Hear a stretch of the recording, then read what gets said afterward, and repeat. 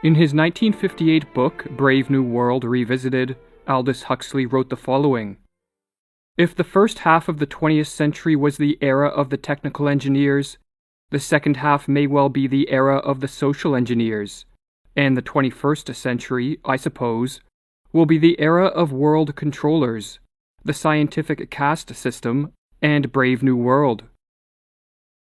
30 years prior to penning these words, Huxley wrote his classic work of fiction, Brave New World. Set in the distant future, this book depicts a scientifically managed dystopian society. In Brave New World, the ruling authorities attain mass compliance not through force, but by supplying the masses with endless streams of distracting entertainment, and manipulating them with drugs and other technological methods. Huxley wrote Brave New World as a warning. Advances in science and technology, he believed, were paving the way for the type of society depicted in this book, and he cautioned that if a Brave New World type of order solidifies, it could be the final or ultimate revolution. The people will have their liberties taken from them, but they will enjoy their servitude and so never question it, let alone rebel. In a 1962 interview at Berkeley University, Huxley explained, "It seems to me that the nature of the ultimate revolution with which we are now faced is precisely this, that we are in the process of developing a whole series of techniques which will enable the controlling oligarchy, who have always existed and will always exist, to get people to love their servitude."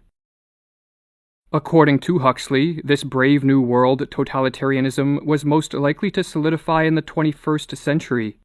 And so in this video we are going to examine whether Huxley's predictions are coming true. Do we live in a brave new world?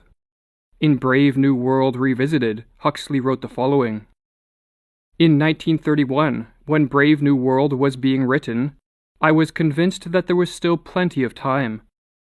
The completely organized society, the scientific caste system, the abolition of free will by methodical conditioning, the servitude made acceptable by regular doses of chemically induced happiness.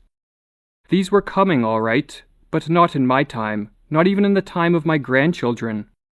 27 years later, I feel a good deal less optimistic than I did when I was writing Brave New World. The prophecies made in 1931 are coming true much sooner than I thought they would.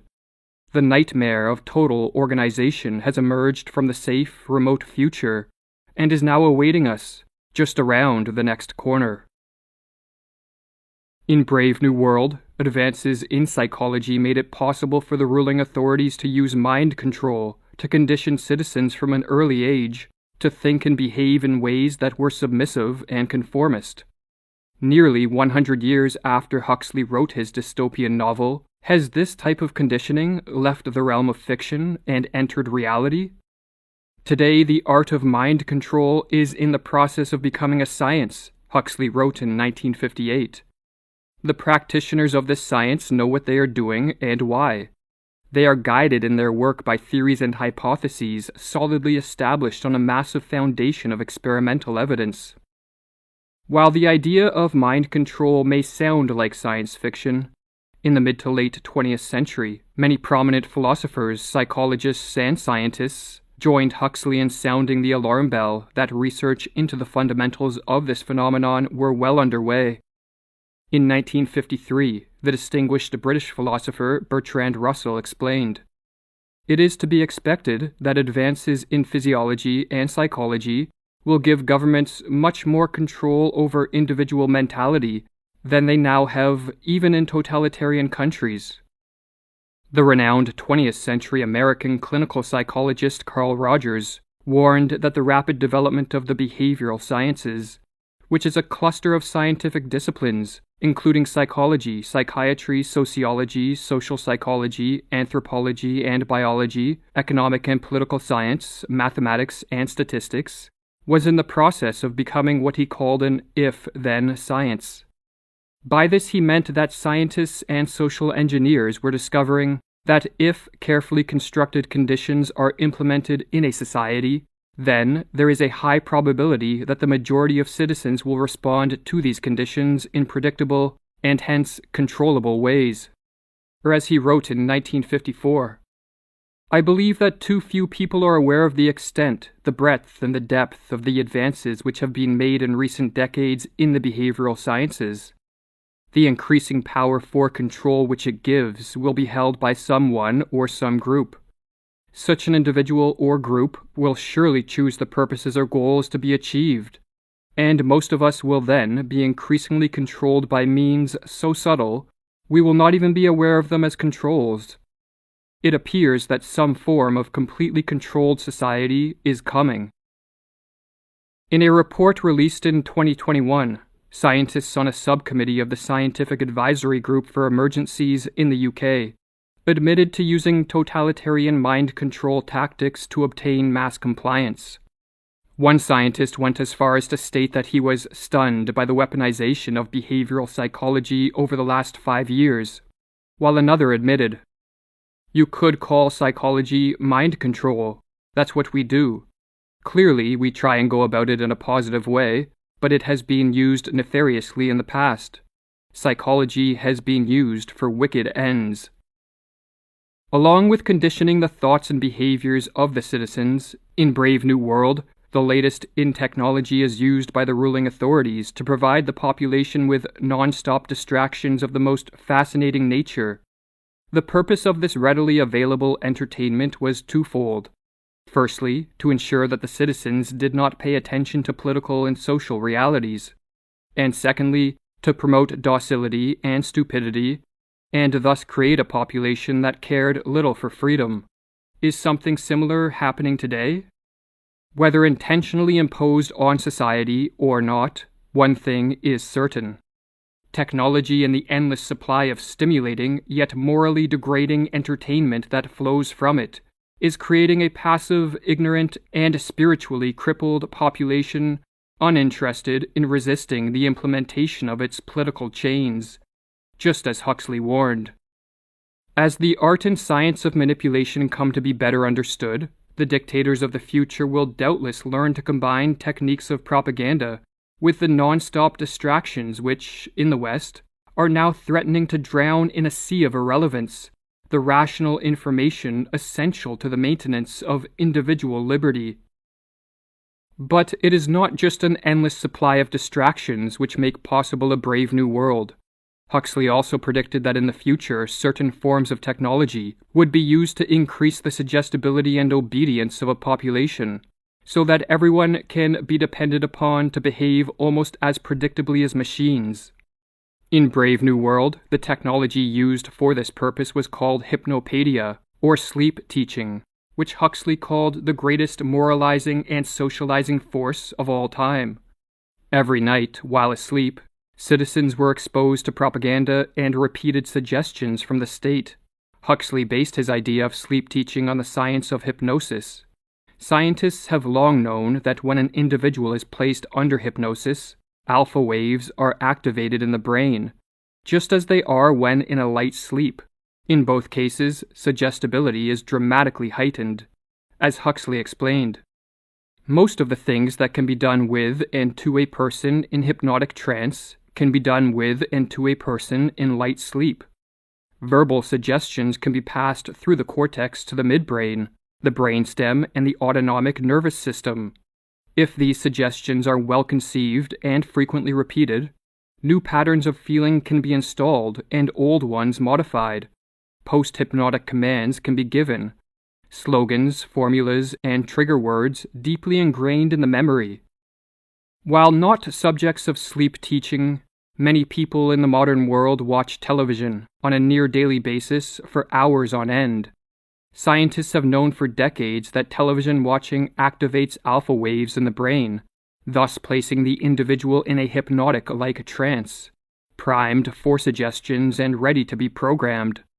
The neurosurgeon Adam Lipson explains, "There have been EEG studies that demonstrate that television watching converts the brain from beta wave activity to alpha waves, which are associated with a daydreaming state and a reduced use of critical thinking skills.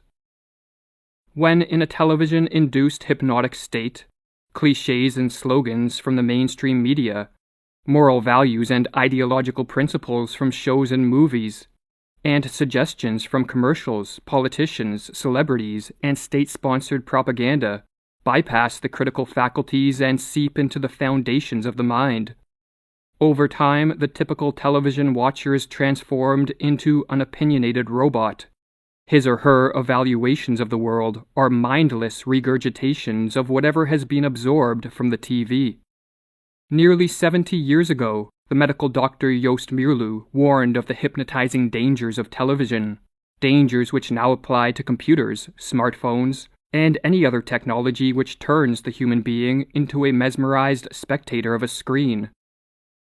No longer does man think in personal values, following his own conscience and ethical evaluations. He thinks more and more in the values brought to him by mass media. Television keeps him in continual awe and passive fixation. Consciously, he may protest against these anonymous voices, but nevertheless, their suggestions ooze into his system. In Brave New World, suggestibility was heightened not just through the use of technology, but also with a superdrug called Soma. The systematic drugging of individuals for the benefit of the state was a main plank in the policy of the world controllers. Soma had no physiological drawbacks. When taken in small doses, it stimulated a sense of bliss, and in larger doses it generated pleasant hallucinations and a refreshing sleep. It provided what Huxley called a holiday from reality, and most importantly, it made the citizens highly submissive.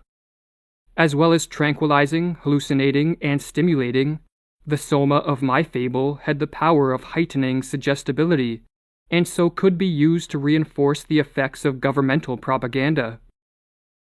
Today, not one Soma-like superdrug, but a whole concoction of drugs including but not limited to alcohol, marijuana, psychotropics, opioids, and sleeping pills are readily used as a means of escaping reality.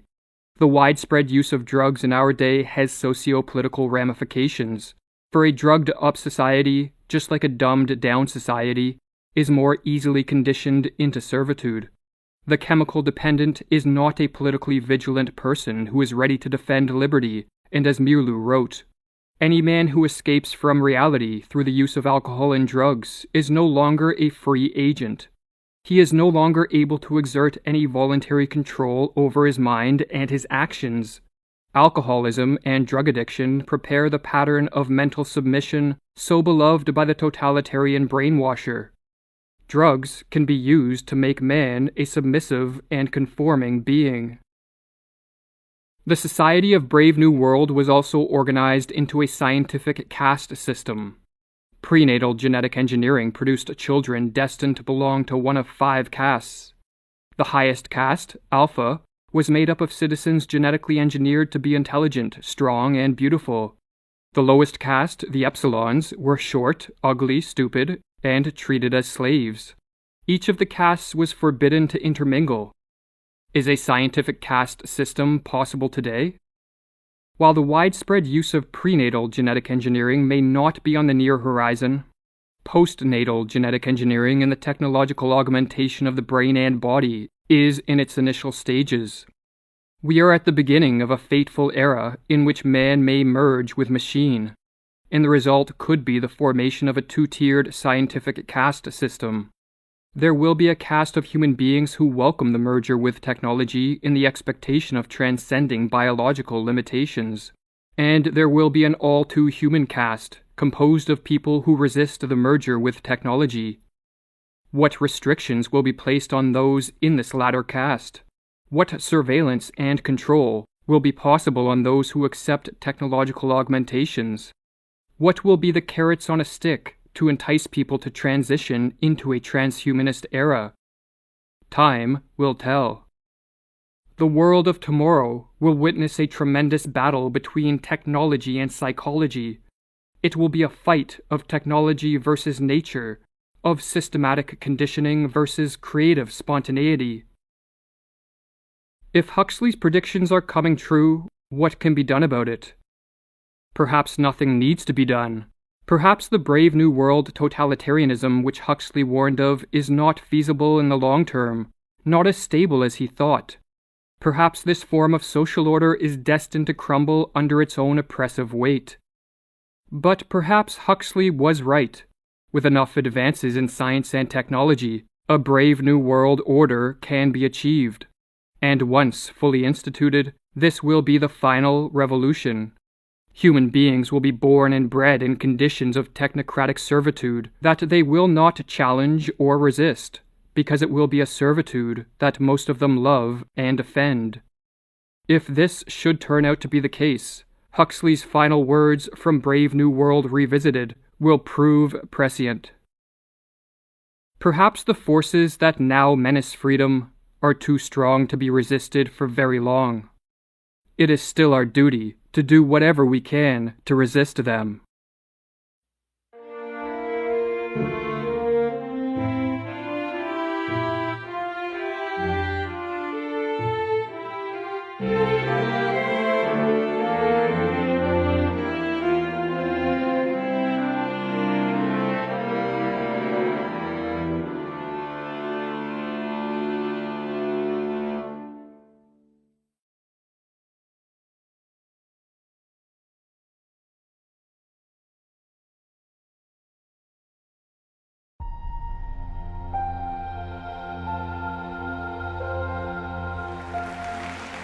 So let me introduce our speakers.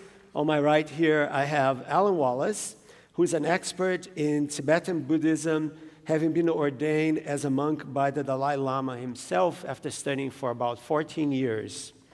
His many books discussed Eastern and Western scientific, philosophical, and contemplative modes of inquiry, often focusing on relationships between the sciences and Buddhism.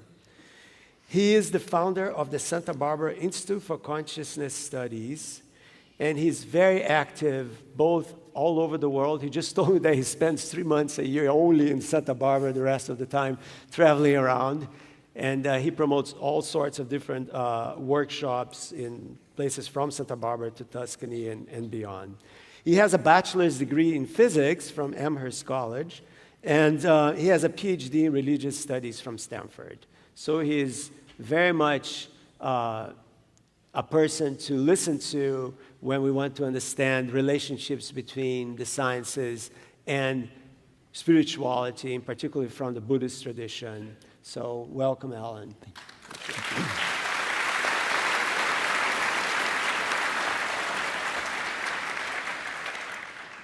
Sean Carroll is an old friend. I've known him for many, many years when we both had a lot of hair. So he's a world-renowned theoretical physicist, and he specializes in cosmology in something called quantum field theory, which you can ask him what it is afterwards, and general relativity. And he is currently a research professor at Caltech. He has written many, many articles and essays for Nature, for the New York Times, for New Scientist, etc. And he authored 3 popular science books, including the last one, latest, not last, hopefully. Oh, who knows? The Big Picture, which became a New York Times bestseller. So he has appeared in many TV shows, about cosmology and science in general, and the History Channel, Through the Wormhole with Morgan Freeman, and the Colbert Report. And he survived, which is quite something.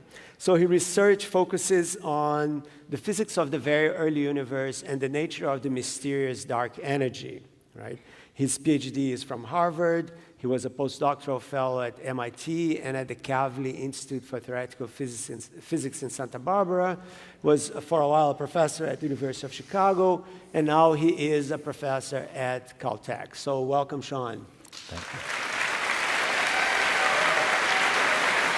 And he has a local following. That's great. So as you know, the topic tonight is very modest, right? The nature of reality. Something very simple to deal with in about 90 minutes. And I am not going to speak very much at all about it, but just ask you to remember that reality is much, much than just what we perceive with our senses. We may think that what's happening right now, you're sitting, you're listening, you can see me, and you realize, oh, this is my reality. Well, that's a very small sliver of what reality is. And in fact, even defining the word reality is quite complex. So we're going to have this opportunity, which is quite unique, I think, to listen from a theoretical physicist and a Buddhist scholar about their perspectives on the nature of reality. I remind them and you that the purpose of the Institute for Cross-Disciplinary Engagement is to have a constructive engagement between the sciences and the humanities so that we all can learn from one another. So our plan here is to start with Sean. So Sean is going to have about 20 minutes to talk, and then Alan will have another 20 minutes to talk. Then we'll talk among ourselves a little bit, and then we're going to open so that you can ask questions to all of us. So Sean, please. Right. The nature of reality. I want it on the record that this was not my topic choice. I didn't invent it, but it seems maybe a little presumptuous or intimidating to talk about the very nature of reality, especially because as scientists, we instantly talk about what we don't know, right? I mean, I hope that no one thinks that they took a physics course and they were doing inclined planes and pendulums rocking back and forth, and that's what professional physicists do all day. We don't just go over the stuff we know over and over again. We go right to the stuff we don't know. And we love talking about what happened at the Big Bang or how to build a quantum computer. So when you talk about the nature of reality, good. There's plenty that we don't know.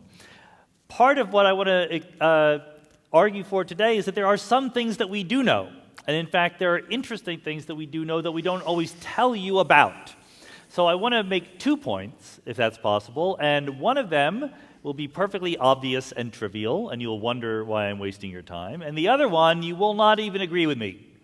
You will not believe what I tell you, and that's okay. You can go home and you can think about it.